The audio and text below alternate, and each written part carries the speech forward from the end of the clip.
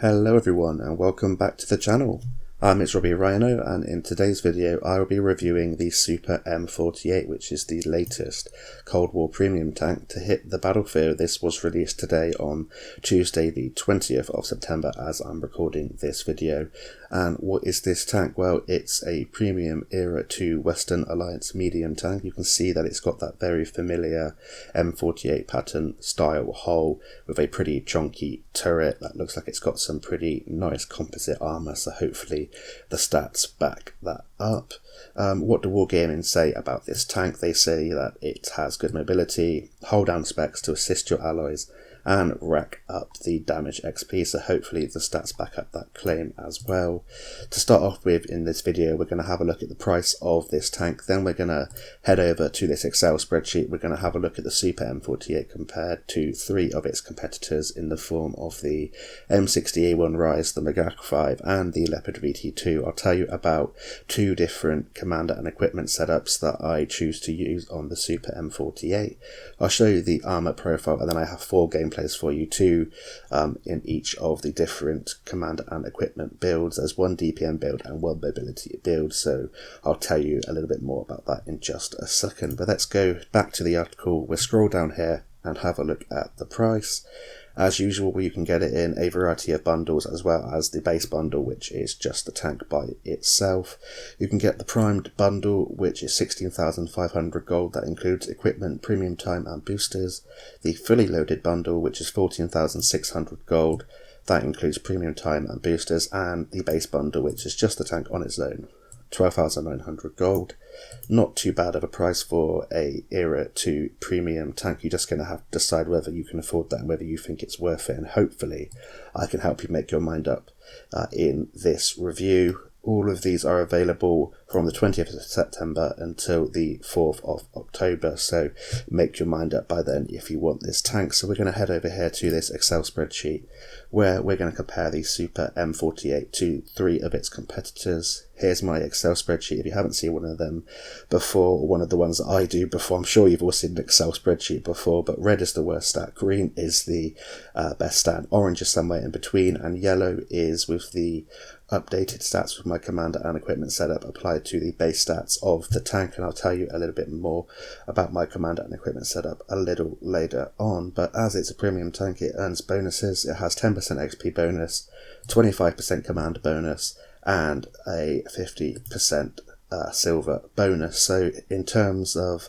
comparing it to the other three tanks in this comparison, it has the same XP bonus as the Rise and the Magak 5, 10% less than the VT2. In terms of its commander XP, it's best in this comparison with the Magak 5, the same at 25%, and in terms of its silver bonus, it's not quite as good as the M48 Rise's 65%, but 50%, the same as the Magak 5 and only 5% less than the VT2, so you will be making a lot of silver in this tank.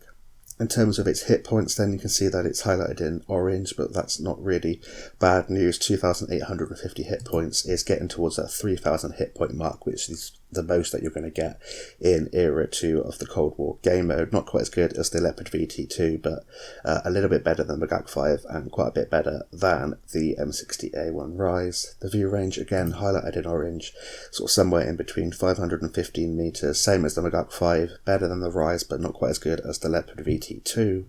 But yeah, 515 meters is more than enough. Depending on what kind of build you use, you can push that number to a very good view range indeed. And if you play that kind of sniping support role or get up on ridge lines and support heavy tanks, that wouldn't be an issue at all. In terms of its mobility, you can see here that it's got a whopping great 1000 horsepower engine, 18.89 power to weight ratio, 56.3 kilometers an hour forwards, 23.5 kilometers an hour backwards, 42 degrees a second traverse on the hull, and 24 degrees a second turret traverse. So you can see here that it's got a lot covered in orange, so very sort of mediocre mobility.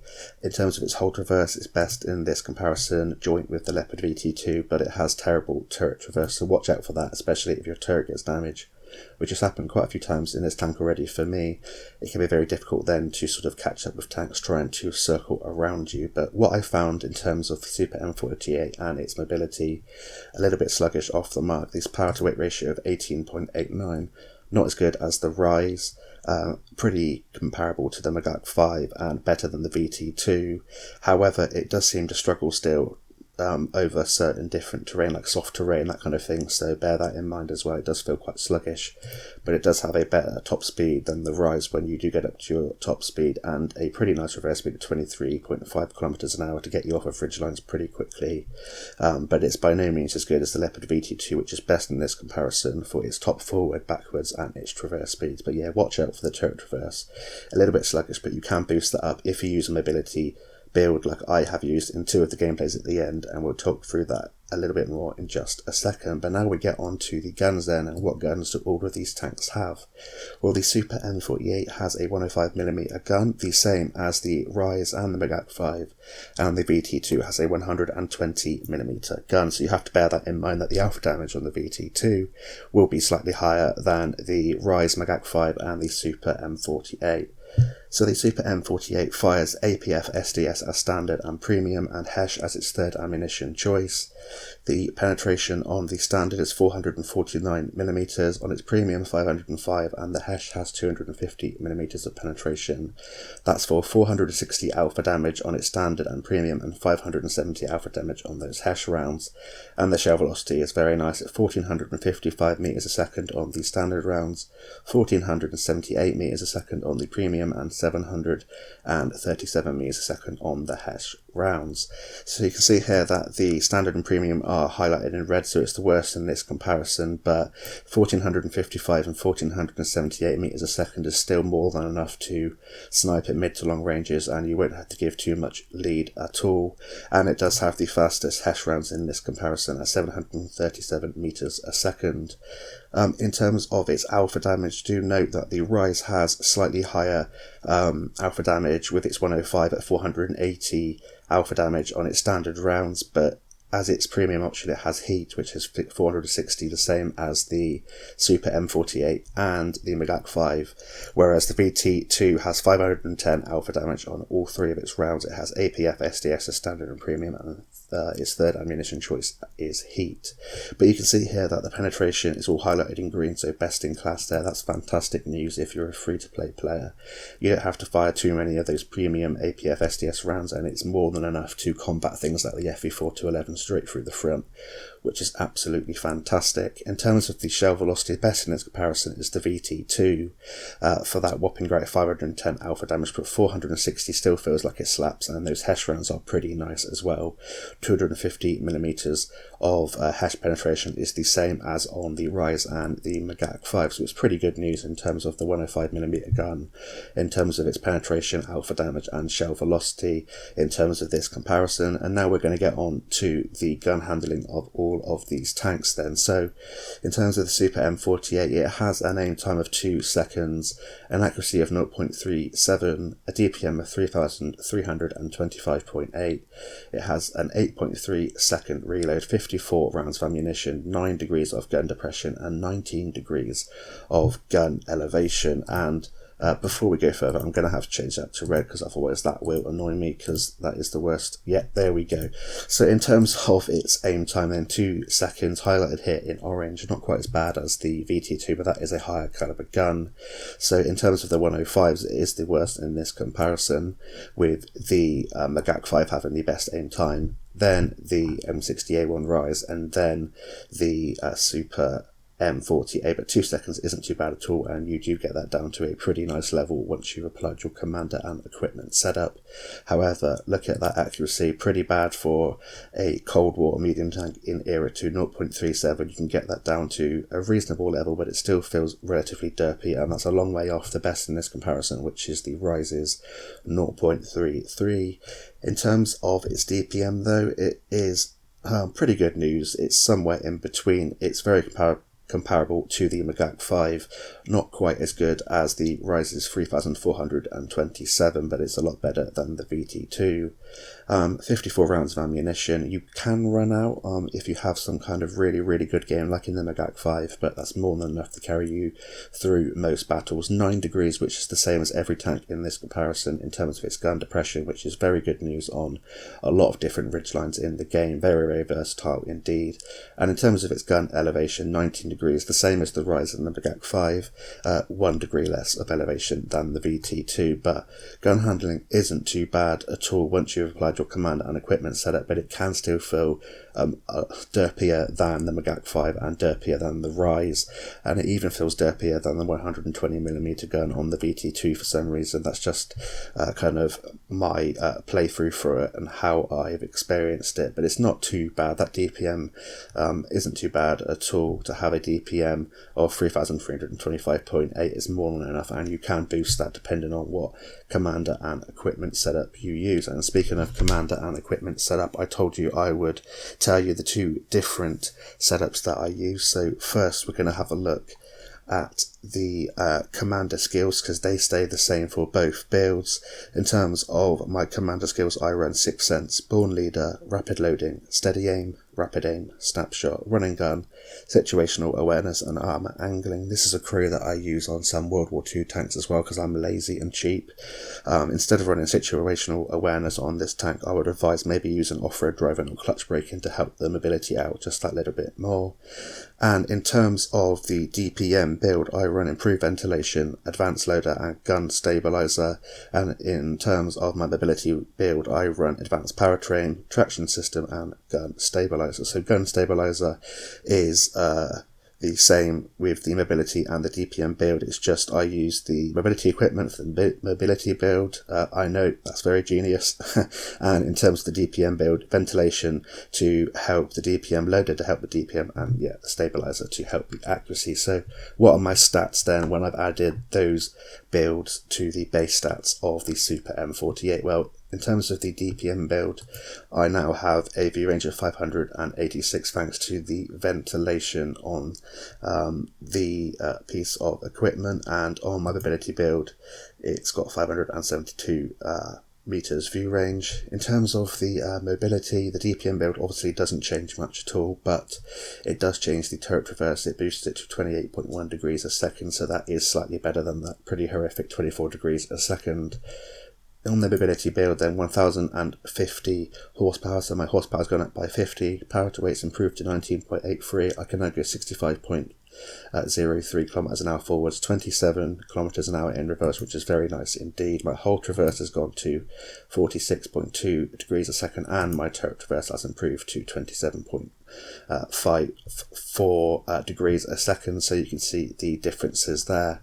And in terms of the gun handling and DPM then, on my DPM build, my aim time is 1.88 seconds, accuracy is 0.25, DPM has gone up to 4,370, which means I have a reload of 6.32 seconds. And on my mobility build, aim time is obviously slightly worse at 1.92 seconds, but still pretty nice. Accuracy is the same, funnily enough, at 0.25, which is a pretty nice accuracy. Not going to be as good as the other tanks in this comparison, apart from the VT2, but 0.25 is good enough to work with, and I can deal with the occasional derpiness. However, you do lose quite a bit of DPM there.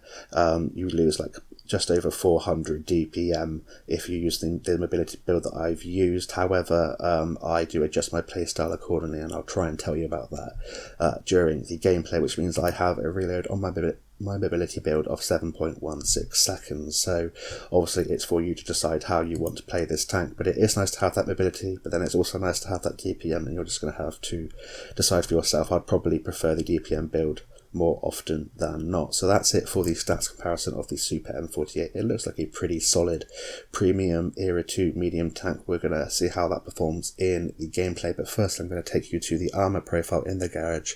We'll have a quick look at the armor profile, and then we'll head on into the gameplay.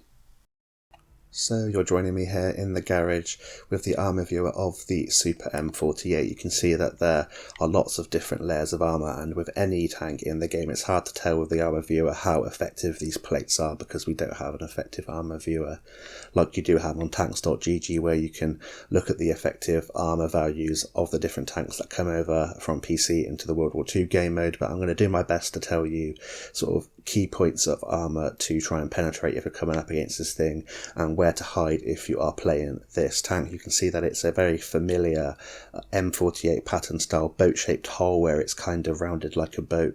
The big chunky turret with a large cupola on top that you can see when it's using its 9 degrees of gun depression, side skirts to protect you against heat and ATGM damage, but the rear of this tank is large and open, a big shoot me hair spot, engine deck, nice to land ATGMs on, and it does stick out as well, so watch out for that. But the first thing I wanted to show you is the base level of the frontal armour, which is 254mm on the front of the mantlet, and that is slightly rounded. It's the same as on the Magak 5 and on the Rise, but bear in mind this has a lot more composite armor welded onto the front, and it feels like a much stronger turret than both of those tanks, and more reliable, I should say, than both of those tanks when you are hold down using your 9 degrees of gun depression. The second bit I want to mention in terms of the armor is this turret ring, 177mm of armor. If this thing is face hugging you, shoot through that. It's a very easy spot to hit if you're the same height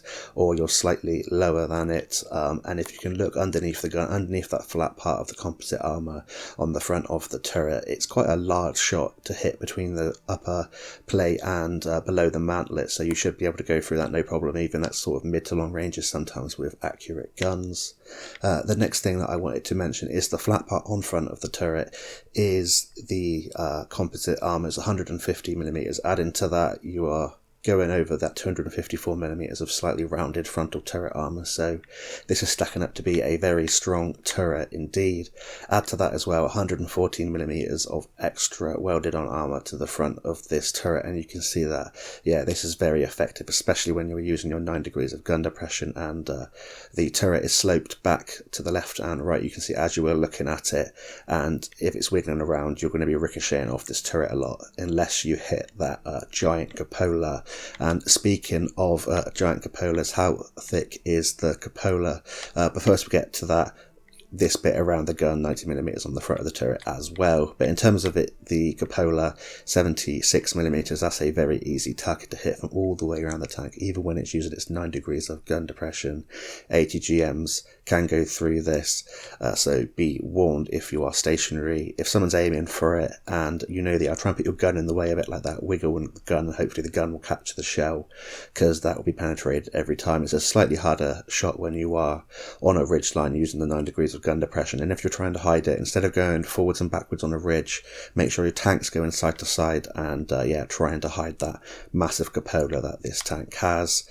In terms of the 76mm of armor, you can see there that the front portion of the side has this kind of arced bit around the sides of the front part of the hull.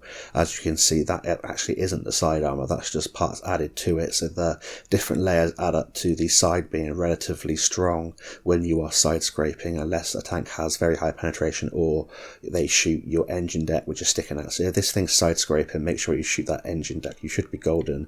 And ATGMs from the side don't go to that side skirt because it will absorb most of the damage and absorb every heat shell you fire at it. Try and hit that engine deck that sticks out, or the sides of the turret or the cupola. That should be an easy shot for the ATGMs. You can see here that there is this part of the side armor which is 60mm to the front as well.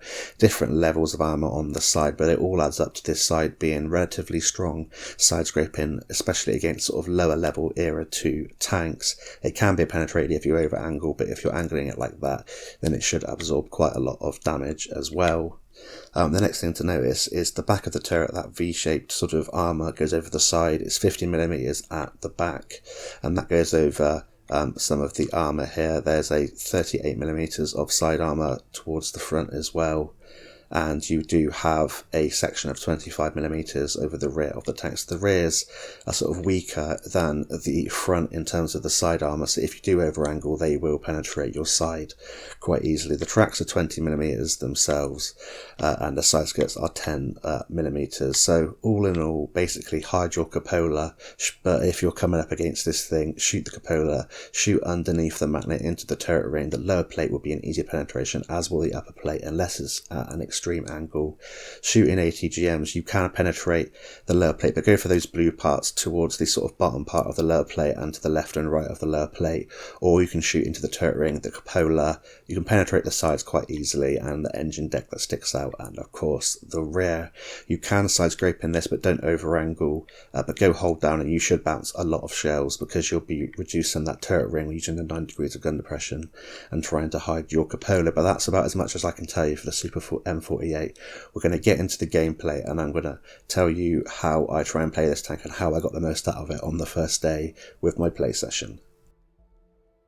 So we're into the first gameplay of today's video. We're here on Fredvang in the Super M48, and this is the one and only gameplay using the mobility command and equipment build. I said that there were 2 gameplays in each of the different builds, but I was wrong because I can't type, and I mistakenly put down one of them as a mobility build when in fact it was a DPM build. But yeah, this is the only mobility build, so keep in mind that this is the fastest this tank is going to be in today's review. You can see here that we're using the enhanced mobility to get into position at the start of the game here on Fredvang, and it looks like it's gliding uphill at relatively good pace. We're sort of setting the pace of this battle compared to a lot of the other medium and heavy tanks. You can see that we're going to get into position before anyone else, and we're going to go for this hill here that overlooks the sort of northeast and northwest of this map, and see if we can get any early shots off towards the north, get any assistance. And that's one of the benefits of using the mobility build with the command and equipment setup. You can get the assistance for yourself at the start of the battle. You can get into the position that you want, try and set up, hold down, and try and use my turret armor. I overpoke here, get shot by a tank in the distance. I do spot him with the true vision system, but he is angled and I bounce off of the side of that tank, so I do have to bear in mind that there's a tank there sort of towards the northwest part of the map, and it means that when I'm shooting at tanks towards the northeast where that medium tank is to the right of me, I'm going to have to be very careful because I'm going to be exposing the side of my armor, and that will be a easy penetration for that tank that we actually just nailed. Hopefully that will deter him from sitting in that position, and he'll move on and we can get some shots into some of these tanks.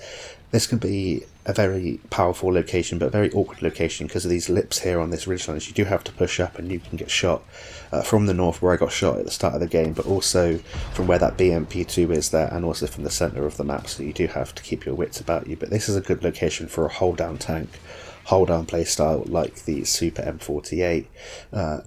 Like we use the mobility to get into a good position at the start of the battle. If we do get into a bad sort of a bad situation where there's a lot of enemies coming at us, we can choose to use that mobility to get out of harm's way, and that's just the benefit of using that mobility build. It can feel incredibly sluggish without the mobility equipment. I wish that you could sort of take off maybe the stabilizer, but I felt like it was kind of necessary because this tank just feels generally derpy for me with both builds. Slightly better with the DPM build and the better gun handling, but it does feel quite derpy compared to like the M60A1 Rise and even the Magak 5, so it might just be me. I might have just played this tank poorer than I play the other tanks, and I've had an unlucky session. It's still a fairly decent medium tank, fairly solid as far as I can tell from my first play session, and I looked at my average damage across the play session compared to my average damage in the M60A1 Rise, and it's no surprise that I do slightly more damage in the Rise than I do in this tank, but I felt like I was blocking more in this tank. So this does have a stronger turret, it's just got slightly less firepower, and that's basically how I would describe the tank. So I'm going to end the video now. No, I'm not. I'm going to carry on the gameplay and let you decide for yourself. But you can see here, because we are above that FE4 to 11, we can go straight through his hull with the fantastic standard penetration of this gun. It means that you don't have to fire too many premium rounds at all. I do carry half and half with 5 HESH rounds. Should I come up against anything, I can use that 250mm of HESH penetration on. However, it's yeah, you don't really need to fire any of the premium rounds. It can be useful when you're firing at longer ranges and you get the penetration drop off, but if you're a free-to-play player, this would be one of the better sort of Era 2 premium tanks to play just for firing standard rounds. It's just a shame it doesn't have a slightly better silver bonus. While I've been talking about the tank and the mobility build, etc., as you can see, our team have just folded. I haven't really done much on the hill. A lot of it's down to me being a little bit indecisive of where to shoot, where to go. But I did want to show this replay because it shows the mobility at the start of the battle, but it also shows this kind of staying power towards the end. We are outnumbered 3 tanks to 12, and we managed to turn this 3.2k damage into a fairly respectable level fairly quickly, so you can get a good damage out of this tank. You just sort of get yourself in the right position, and I probably wasn't playing to the best of my abilities in this game, but as you can see here, we're turning our armour round as quick as we can. The hull traverse isn't too bad at all, so that BMP2 can penetrate every single one of his shells. We can get shots off here over this lip with the 9 degrees of gun depression, try and get as many kills. We've already bounced 2.5k damage in this game, which isn't too bad. Now it's 1 versus 11. We auto aim that like a scrub and we bounce. You definitely don't want to be auto aiming too much in this tank because it does feel slightly derpier. Definitely when you are actually aiming, it feels a lot better. And now it's just a last stand here, seeing how much damage we can get. Penetration's good enough to go through the turret there of the T62M1, which is fantastic news. This penetration really does feel very nice, and now we're just trying to get as many last shells as we can in before we come to an inevitable end. Unfortunately, in this situation we need to drive off a cliff, but I managed to evade that. You can see here that the turning circle when the hull traverse and turret traverse is just that little bit sort of easier to manage when you're getting sort of swarmed by different tanks with this mobility build, but we do lack this firepower now to get ourselves any more damage than we have already, although we would have come to our inevitable end in this game anyway. But we take our last bit of damage from a ram from the Magak 3, takes us out. However, we still have a fairly decent game in a loss there, and a pretty bad loss as well. I just wanted to keep that one in because it shows you the true sort of power of the tank, the mobility, but it also shows you the kind of games I was having in it. I was having some really good, some really bad, just trying to put out an honest review for everyone. So that was a 200,000 silver profit, 3k blocked, 7.4k direct damage and 2 kills. And now we're going to start the first of 3 raid plays using the DPM build. So we're into the second gameplay of today's video. We're here on Fredvang again, and I promise that this isn't the same replay. This is actually a different game. This time we are using the DPM build, so you're going to be able to see from the same spawn how quickly we get into the same position, and it's a great chance to look at the comparison between the DPM build and the mobility build. When I get off of these screens and the map, you'll be able to see the speed of the Super M48. You can see that once you get onto soft terrain, it does feel a lot slower than advertised with the power to weight ratio. We are lagging behind a few of the tanks to our left there, or 2 of our tanks to our left. We are going for the same position. We're going to get there a little bit later, and we're going to see if that costs us any damage or not. Sometimes it will with this build, sometimes it won't, but when you do get into position, you do have that extra firepower to help you out just that little bit more if you get onto a one-on-one fight, and obviously if you're firing at mid to long ranges. One thing to note is that in the bottom there you can see I run large med kit, large repair kit, and I also run the enhanced hole patch kit for that passive boost to decrease the chance of modules being damaged. I believe it's a 5% less chance of getting your modules damaged, and also that active boost of restoring your hit points. I sometimes with this DPM build run the combat rations to help my gun handling, and of course the DPM that little bit more. However, I found that the whole patch kit can come in useful, and of course that last slot's up to you, but I would highly recommend taking a repair kit, advanced one, and an advanced med kit as well with this tank. So we're going to peek over this little ridge here, same like we did in the first gameplay. There is a tank there, we bounce off like we did in the last gameplay. However, we're going to try and avoid sort of exposing ourselves for too long, and hopefully we won't take any damage. We bounce 2 shells off. As you can see from that sort of shadowy area, it is so hard to see sometimes, especially for someone that doesn't have great eyesight. The true vision system can be very frustrating, I can imagine, but we do manage to find a shell there, I believe through the drive wheel of the FV4-11, and we damage his ammo rack, which is very, very nice indeed. And now we're going to pull back. You can see that the standard penetration is more than enough to go through pretty much everything you come across, especially at short to mid ranges, and even at long ranges you can go through if you hit the right spot. And bear in mind your APF SDS runs will drop penetration off. They're not like heat rounds which have the same penetration over distance, but if you do load your premium rounds, you'll have enough penetration by the time it gets there to penetrate pretty much everything you're going to come across, and that's very nice because bouncing shells means you're losing games and also losing silver as well. As we bounce off a Leopard 101 and a little shake of the reticle there, because this was just one of those sessions I was thinking about going after that Leopard 101. However, I do remember that there are tanks out there towards the sort of B4, B5 location, so I do have to be very careful about that. I'm bouncing a lot of these shells, partly due to my bad aim, but partly due to the sort of slightly derpier nature of the tank. It was just one of those play sessions. I'll have to have a few more play sessions in the tank to sort of really get an idea of whether this really is a lot derpier than the Rise and the Magak 5, but from my first initial sort of impressions of this tank and play session, I feel like it definitely is a little bit derpier. Sort of mid to sort of short ranges, you're going to fare a lot better than the sort of Magak 5, I would believe, and the Rise due to the penetration that will help you a lot more, but the DPM will struggle depending on how good a player you come up against. It's just a sort of mismatch of relatively good stats and very good stats and a couple of really poor ones. It's just a sort of all-round medium tank. I'll give you my sort of overall thoughts at the end of today's video of what premium tanks I would recommend you purchase or play for different playstyles or for what you want out of the game. But for now, let's just focus on this game. And I saw this light tanks cross. I'm going to try and get a quick snapshot into the RDF LT, and for once I actually aim pretty well there, if I do say so myself, and we get a shot into him, and we're going to try and finish him off as he comes back around, and the shell goes out sidewards. Didn't lead that one enough at all, but we should be back into position to sort of get the second shell in and finish him off, and we leave him on 3 HP because we roll really low. That's typical Water Tanks console things, isn't it? That's just one of those things, and yeah, we're going to have to deal with that. Hopefully that doesn't come back to bite us in the ass at some point. So this is a bit risky as I'm crossing to the next bit of hard cover. Could be shot in the side, but I want to try and get some side shots into this Magak 5 in the distance. I'm going to reverse, go forwards and then reverse behind the foliage just in case he turns around and sees where these shell traces are coming from. We're sort of penetrating every other shot at the moment. Sometimes we're hitting the track, sometimes we're derping out of the way. You can see there we hit the track, which is useful, but I'd rather do the damage at this point. We go again for a shot and we hit his tracks, and he subsequently gets tracked by another player, I believe, and then now he's in place. We shouldn't be missing these shots at all. You can see the reticle slightly larger than it would be on, you know, something like the Rise or the Magak 5.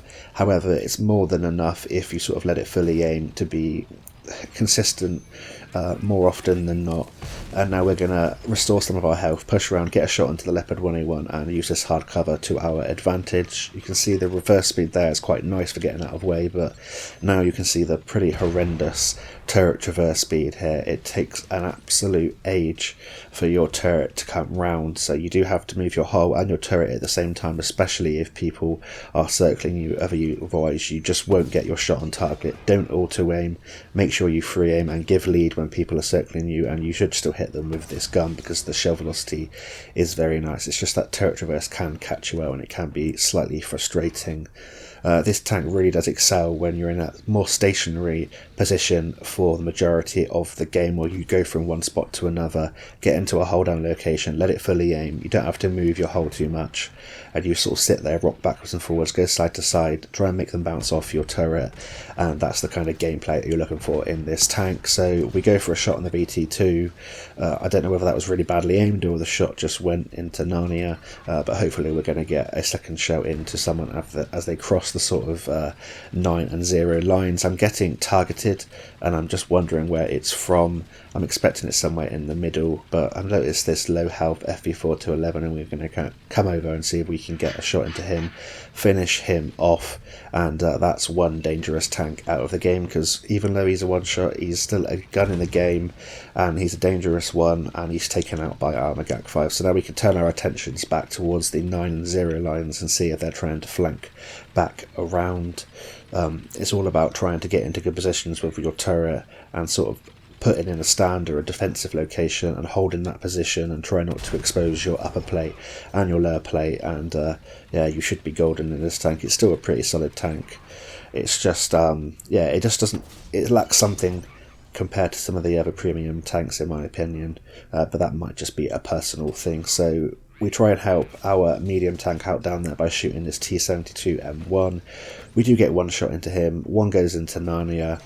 There are a few small rocks there which are getting really frustrating to shoot. I do notice that there's a tank behind me way too late. We take a shot and we tank a shot to the back of the turret or back of the hull, I believe. We're going to restore some of our hit points, and now we're going to try and go after this T72AV. Unfortunately, we don't penetrate our first shell, which means we do take some extra damage, which we don't have to take in this duel, but we use our weight there down that slope. The mobility would have helped us with the mobility build. However, this is where the DPM build comes into its own, and you can use the DPM and your great penetration just to go straight through the hulls of heavies, bully them out of the way. Unfortunately, one of the shells that we took damaged our ammo rack, which means we have a long reload even with the DPM build. We're going to try and circle back round on top of the hill and get into a hold down position to try and defend from any tanks that are going to try and flank us, as I'm sure they're going to come for us, knowing that there's a platoon there, or a platoon mate still in the game. I'm sure his platoon mate's told him where I am and he's going to be coming for me, so I'm going to try and get up here as quick as possible. As you can see, it's extremely slow when you're in a tense situation, and unfortunately before we manage to get to the top, the VT2 catches us. His first shot tracks us. Our ammo rack's damaged, so we can't repair that. Our tracks are damaged, we can't repair that because of our repair kit's on cooldown, and he takes us out even with us trying to aim. I get a bit frustrated, but that's it for my part in this game. Let them know where the enemy tanks are, and now I'm going to skip forwards to the end of this battle, and I'm going to let you know whether these two players managed to take this one down.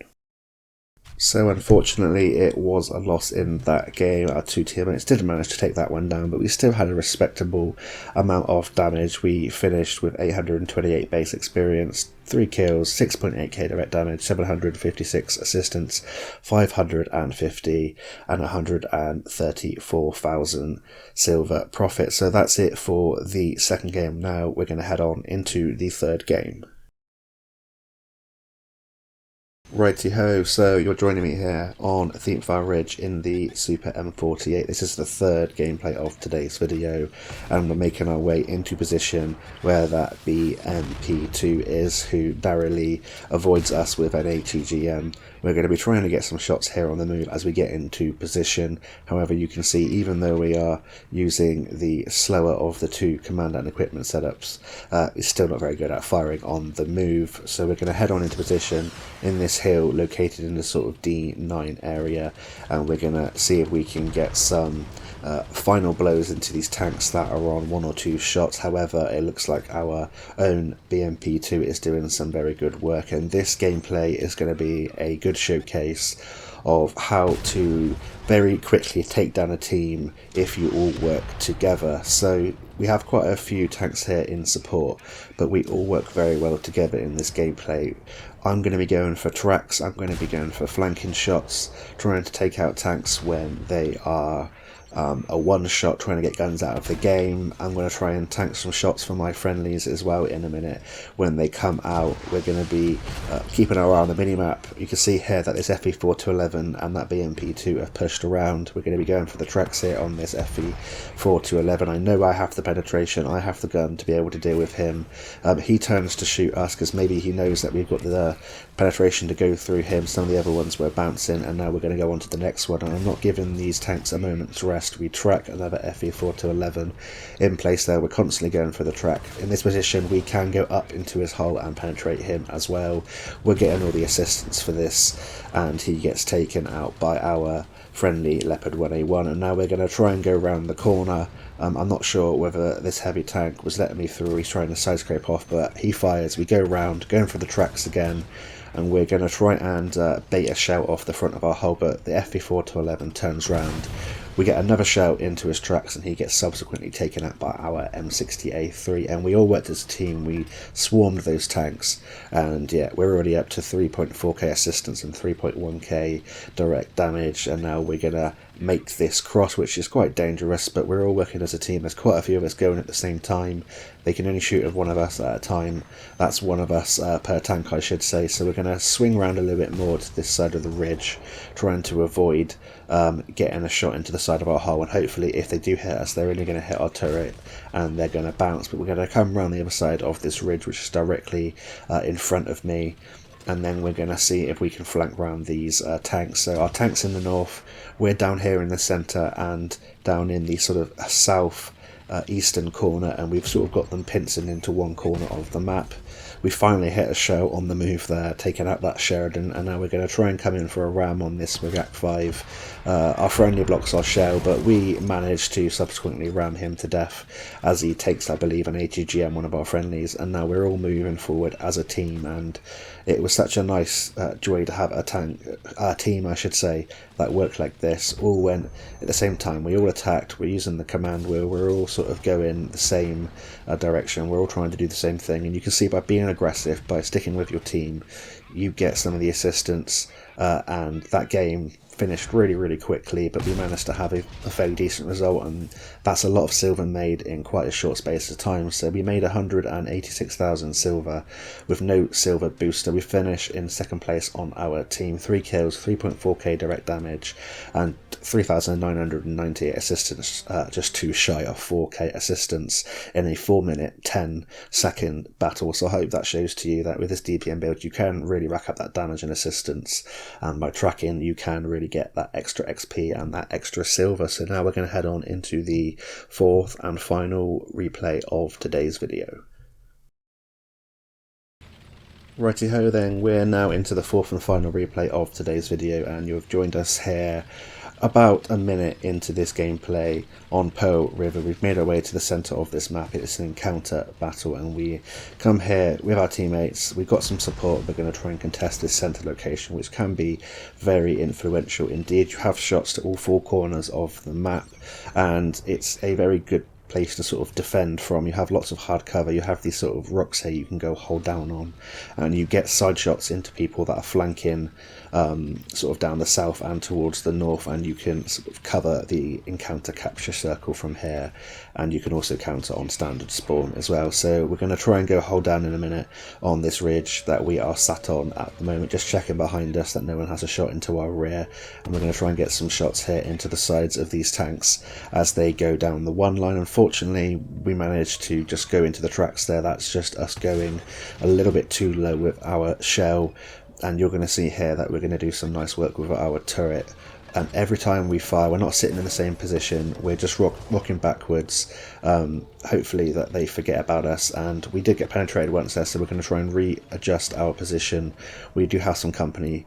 We're going to try and get a little bit more of our turret, or our hull hidden I should say, and just expose more of our turret and get some shells in on this T-72 in front of us. We're going to try and track him in place on that ridgeline. You can see here that when you let it aim in, it's not too bad accuracy, although that one does derp into the ground. Occasionally you will derp a shell that you wouldn't with the M60A1 Rise or Magak 5, but the penetration when you hit is more than enough to go through these tanks. We are getting spotted, so there is someone there. I'm not too sure. It's obviously someone a little bit further left of that rock, but I don't want to go up too far and expose my track wheel or get tracked on the ridge or something like that. This was one of the first games I believe I played with this DPM build. You can see that I'm actually using an enhanced smokescreen in this build. It was the first thing that I put on. I don't know why, I think it just felt like I might have needed it if I got myself into a bad situation. I wasn't really too familiar with the tank, and that's always a viable shout to use. It can help my concealment as well when we're in this kind of mid-range, long-range position. You never know, we might actually outspot some of the more chonkier heavy tanks like the FV4-11. We're trying to make a note of where that shell come from. That shell just derps to the left, and you've seen throughout these 4 gameplays how the shells on this tank, they just seem to derp occasionally, even when you're fully aimed. When you hit, you have the penetration to go through. With this DPM build, and especially if you were using like combat rations, the DPM is more than enough to sort of go toe-to-toe with a lot of tanks, especially at this kind of distance, unless they rush you. However, the only problem is that slight derpiness of the gun. Occasionally you're going to derp a shell, it's going to cost you an important shot in a match, and it might just cost you a game at some point, so that's something to watch out for. One thing I want to mention while we're looking at the rear of this tank is you can see that it looks quite boxy to the sides, like you've got that spaced armour and that side skirt over the tracks. And if you're trying to shoot at this tank and you're shooting it from the front, just shooting directly straight through the drive wheel won't penetrate this tank because of that boat shaped hole. There's nothing behind it, it's just tracks. You're going to just do track damage and track it in place. You're not actually going to do any damage unless you're shooting it from the side and going straight through the drive wheel into the hole, so that's something to bear in mind. But we're using now this mid position just to sort of flank around here, shoot towards the southwestern corner and get some more shots off in this game. We've already blocked just shy, or 40 damage shy of 2000 damage. We've got 3.6k damage to ourselves and 649 assistance. And now it's just about getting the last bits of damage in this game. It looks like our teammates have flanked around. We've covered them from the side. We've created that crossfire. And it's all about creating that crossfire in any tank really, but especially in mediums when you're trying to get that little bit of extra damage and you don't have that sort of raw thick hull armour that some of the tougher enemies like the FE4-11 have. Speaking of FE4-11s, we come up behind one, get a nice shot into his rear. We're going to have to expose ourselves too much unless he comes directly at us, but if he does, hopefully you're going to see how good this penetration is. We go straight up into his lower plate, damage his anorak, he repairs that one, and now we're going to try and get another one into him. Unfortunately for us, he damages our viewport, which isn't too bad. I suppose it could have been an anorak. We get another shot into him. You're seeing here that the FE4-11, with the help of his teammates, are ripping us to shreds slowly. We are getting our shots in. It's just unfortunate for us that we are getting surrounded at this point, but I was willing to take that extra little sacrifice there, get some extra damage in, rather than just sit back and maybe potentially miss out on some extra damage. We have some tanks still here in the middle that are going to hopefully close in and take out these last two tanks as I talk you through the end of this video. So what do I think of this tank? It's not too bad, it's not terrible. The gun's a little bit derpy for me. The DPM really isn't there compared to something like a Leopard 1A1. It kind of just feels like it doesn't have the best quality and everything. It is a little bit of an all-rounder. I'd rather have a tank for a specific purpose or to get something specific out of a game than to have an all-rounder that's okay and everything but not great. It's good for a free-to-play player, but I'll tell you after we look at the end results of this game what tank I would prefer for different scenarios. So in that game we finished in 3rd place with a 423,000 silver profit with a ×2 silver booster, 1 kill, 1220 base experience points, 6.5k direct damage and 1032 assistance, yeah, with that 2.8k block showing you how good the turret armor is. So in terms of what tanks would I go for, well, if you're looking for raw damage and firepower, something like the WZ-122 is a fantastic choice. The FE4-11 if you're looking for something more bouncy overall. Just bear in mind a tank like this would go through you now, especially since the FE4-11 was nerfed ever so slightly, but that's more chunkier, it has more armor on the whole, crazy sort of side skirt armor against ATGMs, and that's going to be a heavy tank that you could go for. The VT2 if you're looking for a sort of cross between a heavy tank and a medium tank, more of a heavium, kind of like this is, but the VT2 really does chonk down with that massive gun.